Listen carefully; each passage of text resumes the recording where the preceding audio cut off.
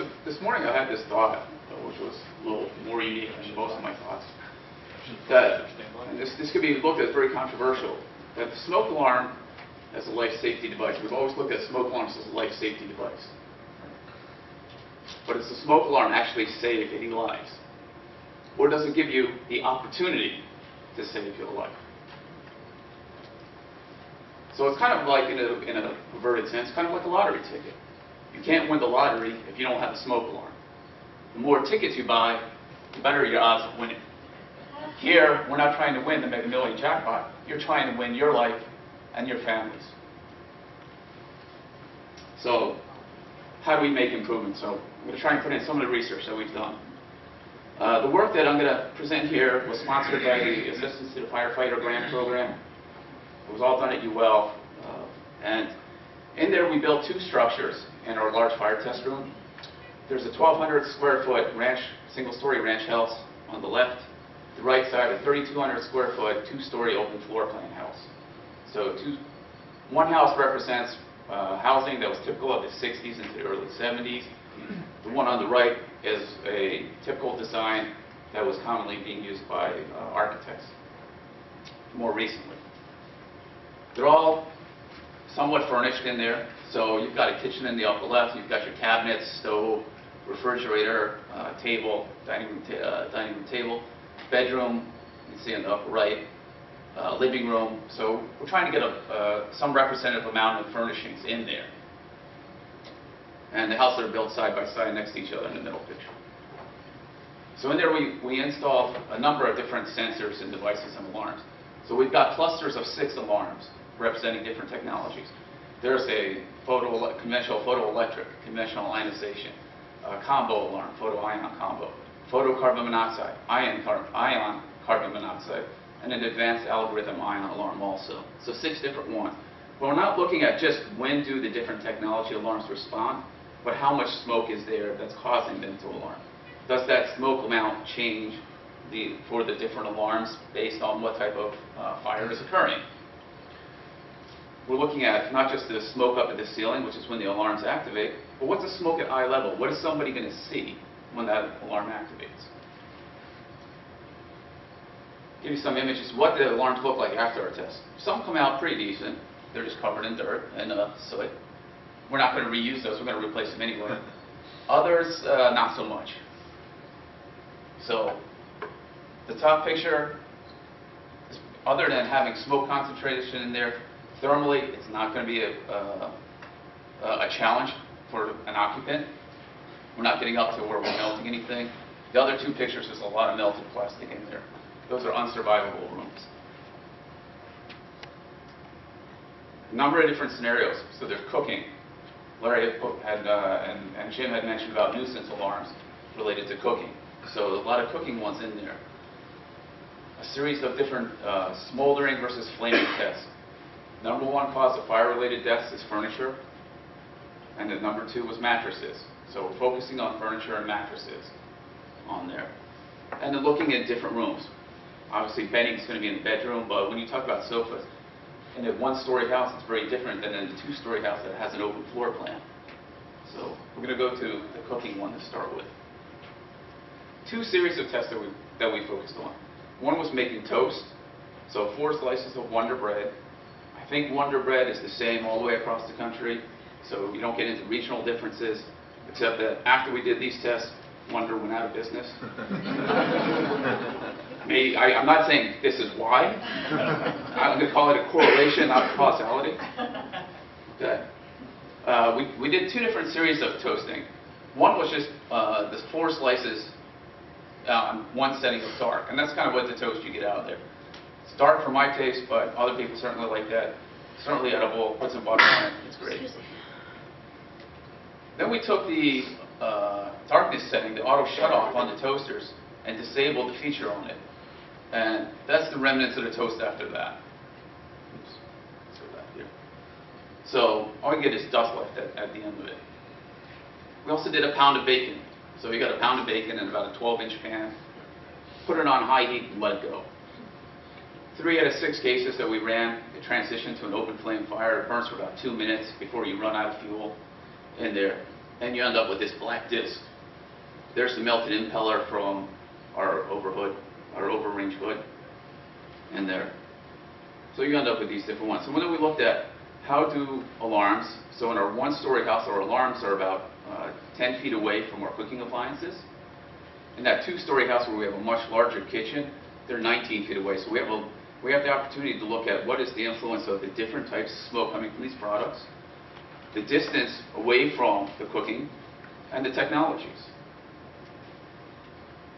So there's no test on this, so don't worry. I'll kind of walk you through this. The blue symbols are the results from a one-story house of when the different technology alarms activate. The red is from the two-story house. The alarm technologies are along the bottom here. And just to kind of speed walk through this, you'll see that the ion alarms, this is for the toast. So ion alarms, there's a photo ion in here. You can see the photo took longer to react than the ion did. So this is going to be the ion portion of the photo ion that's causing it to activate. Here's the ion CO and our advanced algorithm ion. So at least with toast, the ion alarm is activating earlier. And what we find is that the photoelectric, changing from an ion to a photoelectric, remember they're only about 8 inches apart. That has a bigger impact than moving from a one-story house 10 feet away to 19 feet away for that same technology. There. One little tip there. Let's take a look at bacon. You get a completely different type of smoke out of bacon than you do out of toast. So we've got a one-story again in the blue, the two-story in red, and now it's a little more mixed. You don't get quite as you get with the ion alarms versus the photo.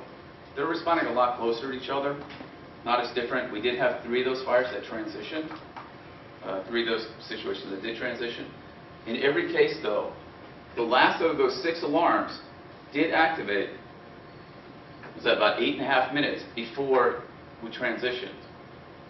So you didn't have a fire when the alarms went off, but they're all notifying you that there is something you probably need to attend to. So as a warning device, it's doing what it was designed to do. And with that case of the runaway toaster, we didn't get any of the toast to ignite. It all charred away. But again, if you have smoke pouring out of your toaster, that's probably something the occupant needs to be notified. So again, as a warning device, it's functioning what we want it to do. So kind of trying to sum up some of this. So the ion alarms are responding earlier to the cooking fires than the photoelectric ones.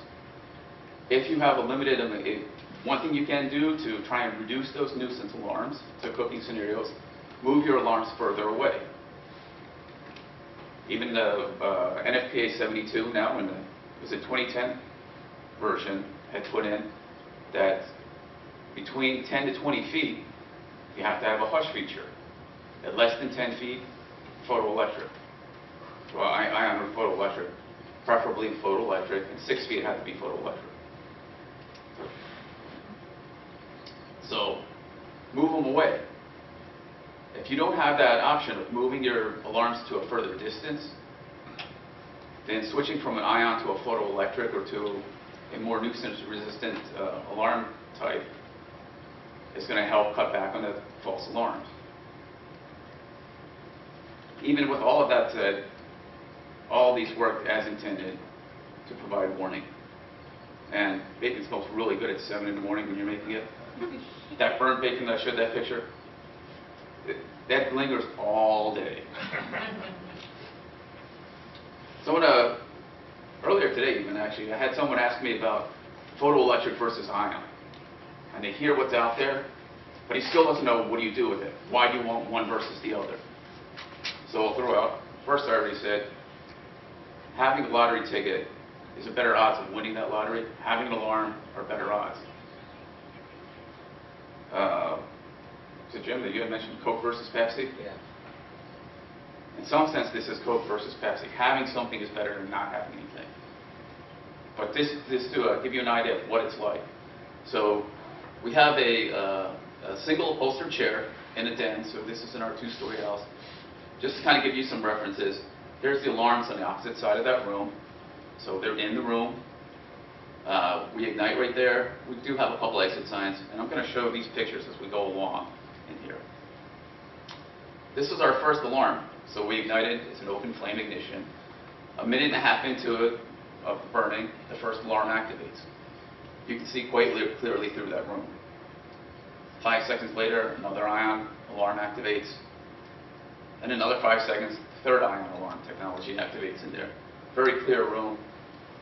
You don't have a high concentration of smoke at the ceiling, and you don't have untenable conditions of gases or temperature in there. So you don't have a life-threatening condition. The alarm's doing what we want it to do, warning occupants to be able to get out. Let's try. Some of our photo alarms are now going off. So this is about 140, almost 2.5 minutes after the ion alarms were first going off. So again, still clear at eye level, excellent visibility to see, not a life-threatening condition. So here's one of our conditions that tends to get used as an untenable condition. This is a defined obscuration limit, so roughly about 15 to 17 feet of visibility at eye level. And you can see the smoke up at the ceiling now. That exit signs are starting to get bleached out. Gives you a little idea of the fire size on the chair. This is when it reaches 120 degrees in the room. So here we're pushing the limits of survivability. This was 6 minutes after our first ionization alarm went off, so about 3.5 minutes after our photoelectric alarm went off. And you can barely see out of that room. If you're on the ground crawling, you can see, only because the door's open, letting all that smoke pour out of that room. But that smoke coming out of the room is filling the rest of the house. And then we terminate the test. And you do get concentrations of gases that are significant and order of concern.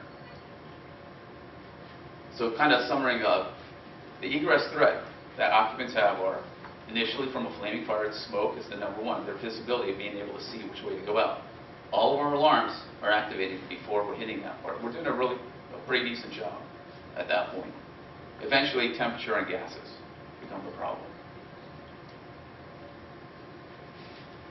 If we take that same scenario, we go into a smoldering fire.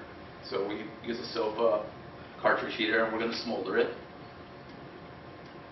And so smoldering. So this is 14 minutes into the test.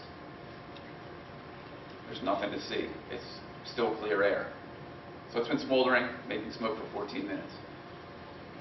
22 minutes. Now you're starting to actually get a layer of smoke at eye level, which is higher than what's at the ceiling. That smoke is actually stratifying. If the smoke doesn't get to the ceiling where the alarms aren't going to be able to respond. Our first alarm activation, and now you can start seeing smoke, but you can still see 37 feet to the opposite side of the house. 6 seconds later, another alarm goes off. Another 5 minutes later, a third alarm goes off. You can still see substantially in there. All right, this is now 2 hours after we started this test. We forced transition. We've let it smolder for 2 hours. You can see 37 feet to the opposite side of the house. At this point, so visibility is not an issue. Carbon monoxide as a gas, looking at that, based on that concentration, you still have time. Carbon monoxide alarms have 15 minutes to activate. So if you were sleeping through, somehow miraculously sleeping through 2 hours of an alarm going off, you're going to wake up, you may have a headache, you're probably not going to smell too good, but you are waking up. You're not at a life-threatening condition there. 55 seconds after we transition, our alarms start activating the ionization-based ones. Again, there's still visibility to see all the way through. So in a smoldering scenario, our egress threats are, they tend to lag considerably compared to what we have in that flaming fire. Eventually gases, smoke, and then temperature. Heat detectors will not help you in a smoldering fire. You get a 1 to 2 degree rise in temperature up at the ceiling in a smoldering fire. So when we put these together, then what do we learn from a lot of this work? Well, the flaming fire scenario builds up that hazardous conditions much faster than the smoldering one. As a consequence of that, you have a lot less time with that one, right? Some of the parts I didn't put in there is, I didn't show the alarm activation. We did have in those houses up to 7 different locations for alarms. And we found that in the larger houses, you got more space for that smoke to travel. It's going to take longer for those alarms to activate if they're all independent. If you had an interconnected system, once the first alarm activates, all of them sound. Closing bedroom doors. If you've ever seen Steve Kerber or Dan Majakowski talk on fire dynamics, they'll say that if you close the bedroom door, it'll buy you additional time for survivability. So they recommend closing bedroom doors when you go to bed at night in case there is a fire. Oh, are we holding our questions until it? Okay, never mind. You're gonna love this. But if you close your bedroom doors, that could delay the time for the alarms to activate. Again, if you had interconnected alarms, not an issue. All right, the newest codes. So if you go with the latest version of NFPA 72, then we're finding that our alarm times now, multiple alarms interconnected, they're activating as quickly as 12 seconds after the fire starts. This is in comparison to close to 3.5 minutes in the first edition. I get 5 bonus minutes? 5 bonus minutes. All right. Well, 4.5. Make it 4.5. So, 4.5. Okay. All right. So the ion alarms are activating earlier in the photo in the flaming fires. The photos are activating earlier in a smoldering fire. If you knew what kind of fire you were going to have, then you would know which alarm to buy. If you knew what kind of fire you were going to have, you probably know when it's going to happen, so you know, move the family out. If you did that, you may be a person of interest. Just a guess on my part, though. So, you can buy unintelligent and intelligent versions of the same alarms. The unintelligent ones, where you pair ionization or photoelectric with CO, it does respond just like having a conventional photoelectric ion, but you do have that CO portion in there. So, which at least in California is now required. Now, for tree falls in the woods, all right, we want to measure how loud are these alarms. Are you actually going to hear it? If you don't hear it, it really didn't matter, right? So we used the NFPA 72 method. We looked at different places. There's our person. He's in the master bedroom, one-story house. I had to fly through this. Give you a little idea. With the door open, you get very loud sound volumes. Occupant in that room is going to hear it. Close the door, it reverberates off the door, it's even louder. Let's see if I can get this. What was that? In the room. In the room. If it's operating. If it's operating. Okay. Right. Room of origin. Now, if the person's still in this bedroom, but now the alarm is activating in this room, and this door is closed, this door is open, so the sound has to go through one closed door, it's still fairly loud, but now you're getting on the order of somewhere around TV to stereo volumes in there. But if you close that door, so this door is closed and this one is closed, sound has to go through 2 closed doors.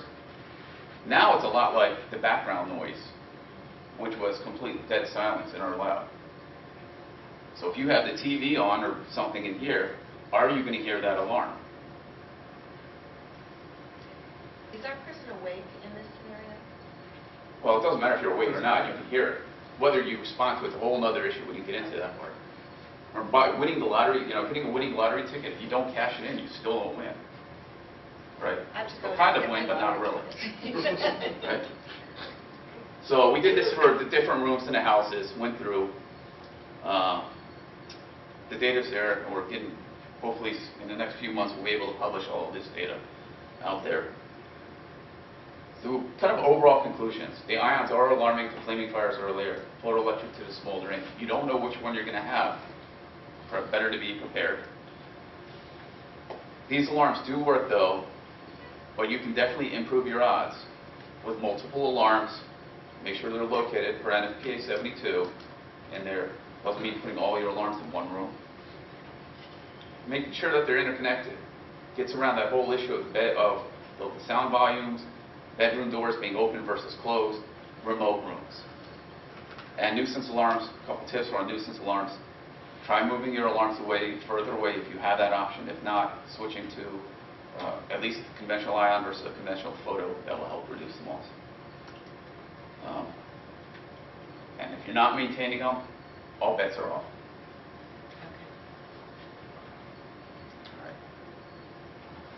Okay. We'll get there.